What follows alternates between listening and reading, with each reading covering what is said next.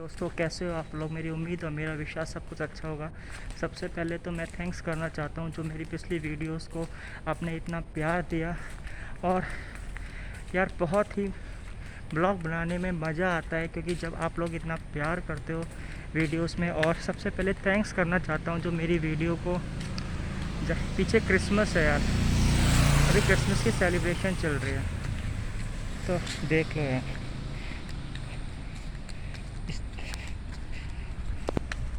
तो मैं ये कह रहा था, मैं घर की तरफ जा रहा था तो मैं सोचा यार पिछली 4 वीडियोस में मेरी जो वीडियो देखी गई हैं, सबसे ज़्यादा जो मेरी वीडियो के जो व्यू आए हैं ओमान से, दुबई से, सम गल्फ़ कंट्री, सऊदी अरब से, दुबई से, मलेशिया से। सो इतना प्यार देने के लिए बहुत बहुत शुक्रिया। मैं आज आपको कुछ क्लियर करना चाहता हूँ कि किस तरह से क्या सिंगापुर में वर्क परमिट की क्या कैटेगरी, क्योंकि कुछ कन्फ्यूज़न काफ़ी सारी अराइज़ हुई थी, उसको आज मैं क्लियर करना चाहता हूँ। सबसे पहले तो एक बड़ा सवाल था कि सर दुबई में होटल में वर्क परमिट होता है लेकिन सिंगापुर में वर्क परमिट जो है होटल इंडस्ट्री के लिए नहीं है। सबसे बड़ा एक क्लियर कट है, क्योंकि मेरे को मैसेज आया था कि सर दुबई में काम कर रहा हूँ, गल्फ़ कंट्री में काम कर रहा हूँ और जो मैं होटल इंडस्ट्री में काम कर रहा हूँ और जो मेरा वर्क परमिट सिंगापुर में आया है जो किसी भी थ्रू के, तो मैं उसको बताना चाहता हूँ यार जो सिंगापुर में जो वर्क परमिट होता है होटल इंडस्ट्री के लिए नहीं है। होटल इंडस्ट्री अगर कोई इंडियन, पाकिस्तान या एशिया से श्रीलंका, बांग्लादेश, नेपाल, किसी भी कंट्री से इनमें आ रहा है तो सिंगापुर में जॉब के लिए होटल इंडस्ट्री की बात करूँ वो एस पास के लिए ही अप्लाई होगा। ठीक है, तो ये क्लियर हो गया। दूसरा मुझे क्लियर ये करना था क्योंकि दुबई का लॉ मुझे इतना पता नहीं है कि दुबई होटल इंडस्ट्री इंडियंस में किसी भी रेस्टोरेंट वगैरह में, कैफ़े, कॉफ़ी डे, जो कॉफ़ी शॉप्स वगैरह होते हैं, शायद वहाँ जो नौकरीज़ होती हैं वो वर्क परमिट के लिए अवेलेबल होती हैं। लेकिन सिंगापुर की मैं जो बात कर रहा हूँ, सिंगापुर में एशियन के लोग एस पास के लिए ही अवेलेबल हैं। सो वो जो वर्क परमिट है उसे एस पास कहलाया जाता है। और एस पास की जो मिनिमम क्राइटेरिया है, आज मैं होटल इंडस्ट्री की बात कर रहा हूँ जो सिंगापुर में जॉब क्राइटेरिया है, क्योंकि मेरी काफ़ी मैसेज थे कि सर दुबई से था कि सर मैं cafe, coffee day, miss coffee shop में काम कर रहा है, उसको वर्क परमिट वहाँ है, उसने किसी एजेंसी के द्वारा सिंगापुर में वर्क परमिट लिया है, होटल हिंटन शॉपिंग सेंटर वगैरह, ऑर्चर्ड शॉपिंग सेंटर।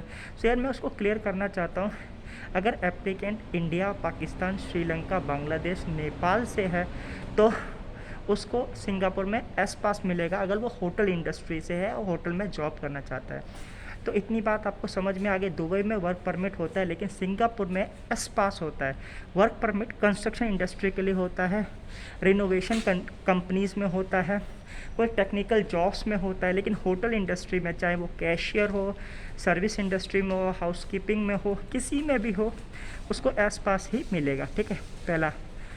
एक और डाउट था कि वर्क परमिट, अगर आपको शॉपिंग सेंटर में वर्क परमिट मिल रहा है, मैं किसी ने कहा था कि सर मुझे ऑर्चर्ड मॉल में कुछ वर्क परमिट पर मिल रहा है, तो यार देखो क्या वो वर्क परमिट कैसा होगा।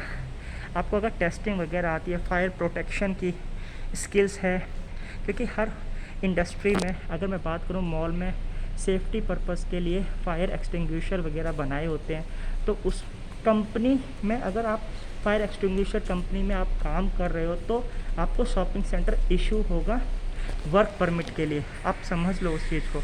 अब मैं एग्जांपल के तौर पे बताता हूँ कि किस तरह से है। जैसे आपको तमंजोंग शॉपिंग सेंटर में काम करना है और आप कह रहे हो मेरे को वर्क परमिट मिला है, ठीक है, तो जैसे ये है, एक सिंपल के तौर पर बता, जैसे ये फायर अलार्म है और ये ऊपर ऐसा, तो अगर मैं फायर एक्सटिंग्विशर की बात करूँ तो दिखा देता हूँ, इधर ही कहीं होगा। तो इसी तरह से जैसे कहने का मतलब ऐसा था कि अगर वर्क परमिट आपको शॉपिंग सेंटर में मिल रहा है तो वो आपको टेक्निकल लाइन में होगा। ठीक है, अगर होटल इंडस्ट्री में इंडिया, पाकिस्तान, बांग्लादेश सभी के लिए एस पास होती है, उसकी मिनिमम सैलरी 2600 होती है, तो यही एक आपको बताना था, क्योंकि कन्फ्यूज़न बहुत सारी थी। तो मैं चलता हूँ, फिर आपको कभी किसी और ब्लॉग में मिलूँगा, ठीक है। तो इतना क्लियर कर दिया, आपको बहुत अच्छा लगा होगा मेरे ब्लॉग को देख के, क्योंकि अगर आपको टेक्निकल लाइन में मीन्स शॉपिंग सेंटर में वर्क परमिट मिल रहा है, तो जो वर्क परमिट होगा वो से किसी और कंपनी का होगा, ठीक है। तो आप शॉपिंग सेंटर के अंदर सेफ्टी का काम कर सकते हो ये, ठीक है। तो इतना ही आज बताना था। Thanks for watching my video.